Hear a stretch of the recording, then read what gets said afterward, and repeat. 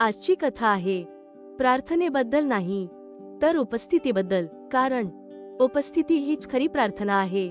देवासमोर बसतो, हात जोडतो, मंत्र म्हणतो. पण एक प्रश्न कधी स्वतःला विचारला आहे का? ज्या क्षणी आपण तिथे असतो, त्या क्षणी आपण खरोखर उपस्थित असतो का? ही कथा आहे अनिरुद्धची, जो देवासमोर तर बसला होता, पण स्वतःपासून मात्र मैलोनमैल दूर होता.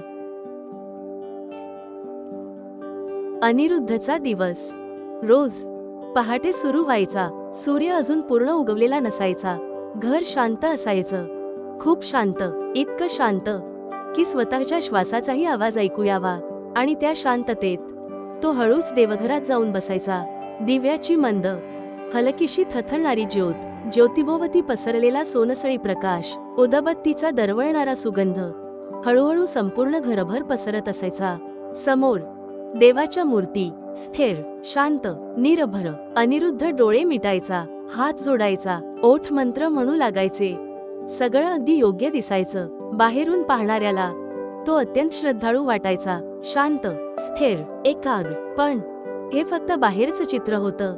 आत मात्र सगळं वेगळं होतं. ओठ मंत्र म्हणत होते, पण मन देवासमोर नव्हतंच. मन दुकानात होतं, हिशोबात अडकलेलं. आज उधारी वसूल करायची आहे, त्या पुरवठादाराला फोन करायचा आहे. नवा माल कधी येणार? त्या ग्राहकाचा फोन अजून राहिलाय. विचार एकामागून एक थांबतच नव्हते. शरीर देवाच्या समोर होतं, हात जोडलेले होते, डोळे मिटलेले होते, पण अस्तित्व हजार दिशांना भटकत होतं. तो तिथे होता, पण तो उपस्थित नव्हता.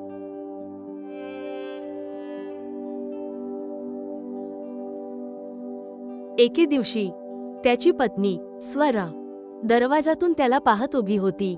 ती काही बोलत नव्हती, फक्त पाहत होती. अनिरुद्धने डोळे उघडले. समोर स्वरा उभी. तो हलकस हसला, नेहमीप्रमाणे घड्याळाकडे पाहिलं आणि उठू लागला. तेवढ्यात स्वरा शांतपणे म्हणाली, अनिरुद्ध, तू रोज देवाला वेळ देतोस, पण त्या वेळात तू स्वतःला भेटतोस का? क्षणभर हवा जड झाली. अनिरुद्धने तिच्याकडे पाहिलं आणि नेहमीप्रमाणे हसून म्हणाला, अगं, हे सगळं तुमच्यासाठीच तर करतोय. वेळ कुठे आहे स्वतःसाठी? स्वरा जवळ आली. तिचा आवाज हळू होता, पण शब्द थेट मनात उतरत होते. देवाला तुझं डोकं टेकवणारा माणूस नकोय, त्याला तिथे तू हवा आहेस. जर तुझे विचार दुकानातच असतील, तर देवासमोर बसून तू स्वतःलाच फसवतोयस. तू तिथे आहेस, पण नसल्यासारखा. अनिरुद्धला त्या दिवशी पहिल्यांदा जाणीव झाली की तो फक्त विधी उरकत होता, भक्ती नाही. आपण आयुष्यात धावतोय खरं, पण ज्या क्षणात आपण आहोत, त्या क्षणाचा आनंदच घेत नाही आहोत. अनिरुद्धची मुलगी आर्या, जी घराचं चैतन्य होती, ती अलीकडे थोडी अबोल झाली होती. तिच्या शाळेचा वार्षिक स्नेहसंमेलन सोहळा होता. अनिरुद्ध वेळेवर पोहोचला आणि अगदी पहिल्या रांगेत जाऊन बसला. त्याला वाटलं, आज तो पूर्णपणे तिथे आहे. पण कार्यक्रम सुरू झाला आणि अनिरुद्धच्या खिशातील मोबाईल सतत थरथरू लागला. एक कॉल, मग दुसरा, आणि मग एक तातडीचा मेसेज. मंचावर आर्याचा डान्स सुरू होता.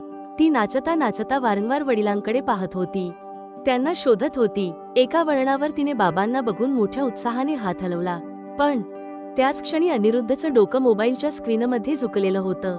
कार्यक्रम संपल्यावर आर्या धावत त्याच्याकडे आली.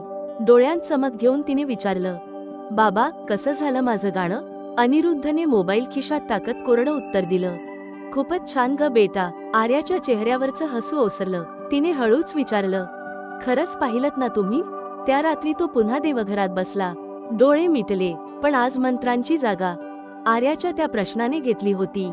खरंच पाहिलत ना? त्याला जाणवलं की तो केवळ देवासमोरच नाही, तर आपल्या माणसांसमोर असूनही गैरहजर असतो. दुसऱ्या दिवशी दुकानात गर्दी होती. घाईघाईत एका ग्राहकाकडून त्याने चुकून जास्त पैसे घेतले. तो माणूस निघून गेला आणि काही क्षणांत अनिरुद्धच्या लक्षात आलं, त्याचं मन कुजबुजलं. जाऊ दे, काही फरक पडत नाही. इतक्या धावपळीत अशा चुका होतातच. पण लगेच अंतरात्म्यातून दुसरा आवाज आला, फरक पडतो, तुला पडतो, कारण तू पुन्हा तिथे नव्हतास. अनिरुद्ध भानावर आला. त्याने दुकानाचा उंबरठा ओलांडला आणि जोरात हाक मारली, भाऊ, जरा थांबा, तुमचे पैसे जास्त आलेत. ग्राहकाच्या चेहऱ्यावर आश्चर्य उमटलं. आणि एक तृप्त समाधान. त्या क्षणी अनिरुद्धला एक वेगळीच जाणीव झाली.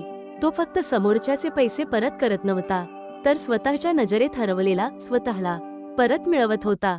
त्याला आठवला त्याचा मित्र समीर, साधा, शांत पण स्पष्ट बोलणारा. एकदा चहाच्या टपरीवर गप्पा मारताना समीर म्हणाला होता, अनिरुद्ध, तू खूप धावतोयस रे, पण तुला नक्की कुठे पोहोचायचं आहे हे तरी ठरवलंयस का? अनिरुद्ध चटकन म्हणाला होता, अरे, हे सगळं घरासाठीच तर करतोय. समीरने शांतपणे त्याच्या डोळ्यात पाहिलं आणि विचारलं, घरासाठी की घरापासून लांब जाण्यासाठी? तो प्रश्न अनिरुद्धच्या मनात एखाद्या बाणासारखा खुपला होता. आणि आता स्वराचं ते वाक्य, आपण एकत्र जेवतो पण तू तिथे नसतोसच, या सगळ्या गोष्टींचा अर्थ त्याला उमजत होता. त्याला जाणवलं तो कुठेच पूर्ण नव्हता, ना देवासमोर, ना कुटुंबासोबत, ना स्वतःच्या कामात. त्या दिवशी पहाटे अनिरुद्ध पुन्हा देवघरात बसला, पण आज त्याने काहीच मागितलं नाही. आज मंत्रांची घाई नव्हती की शब्दांचा पाढा नव्हता. तो फक्त शांत बसला. पहिल्यांदाच त्याने स्वतःच्या श्वासाचा आवाज ऐकला. त्याला उमजलं की श्रद्धा म्हणजे केवळ पोकळ शब्द नव्हे, तर श्रद्धा म्हणजे त्या क्षणाची जाणीव, अवेअरनेस असणं. दुसऱ्या दिवशी दुकानात त्याने एका जुन्या पद्धतीत बदल केला. वजनात होणारी किरकोळ कपात त्याने थांबवली. त्याचा जुना कामगार काळजीत होऊन म्हणाला, साहेब, असं केलं तर आपला तोटा होईल. अनिरुद्ध फक्त हसला आणि म्हणाला, नफा थोडा कमी झाला तरी चालेल, पण ग्राहकांचा विश्वास कमी होता कामा नये. त्या रात्री घरी आल्यावर त्याने पहिला बदल केला. मोबाईल लांब ठेवला. आर्या कोपऱ्यात बसून तिचा गृहपाठ करत होती. तो हळूच तिच्या शेजारी जाऊन बसला. तिने आश्चर्याने पाहिलं. अनिरुद्धने तिचे हात हातात घेतले आणि विचारलं, आज शाळेत काय काय गमतीजमती झाल्या ग? काय शिकलात आज? आर्या आज भरभरून बोलत होती आणि अनिरुद्ध फक्त ऐकत होता. तो केवळ ऐकत नव्हता, तर तिच्या प्रत्येक शब्दात गुंतला होता. मध्येच तो तिला प्रश्न विचारायचा, तिच्या गमतींना हसून दाद द्यायचा. आर्याच्या चेहऱ्यावर पहिल्यांदाच ते समाधान दिसत होतं, जे महागड्या खेळण्यांनी कधीच मिळालं नसतं. दारात उभी असलेली स्वरा हे दृश्य पाहत होती. तिला काही बोलायची गरजच उरली नव्हती. तिच्या डोळ्यांतील ओलावा सगळं काही सांगून जात होता. बदल एका रात्रीत झाला नाही, व्यवसाय काही अचानक गगनाला भिडला नाही, पण एक गोष्ट बदलली होती, ग्राहकांचा अनिरुद्धवरचा विश्वास. लोकांना खात्री होती, या दुकानात फसवणूक होणार नाही. दुकानातला ताण कमी झाला होता आणि घरातलं हसू वाढलं होतं. एक सकाळ अशी उजाडली जेव्हा अनिरुद्ध देवघरात बसला आणि त्याचं मन कुठेही भटकत नव्हतं. तो आज काही मागायला बसलाच नव्हता. त्याच्या मनात फक्त एकच भाव होता, कृतज्ञता. त्याला उमजलं होतं की इतके दिवस तो देवाला परिस्थिती बदलण्यासाठी साकड घालत होता, पण खरा बदल तर त्याच्या आत व्हायचा होता. त्या संध्याकाळी आर्या पुन्हा नाचाचा सराव करत होती. तिने साथ घातली. बाबा, बघा ना कसं होतंय. यावेळी अनिरुद्धच्या हातात मोबाईल नव्हता की मनात दुकानाचा हिशोब. तो पूर्णपणे तिथेच होता.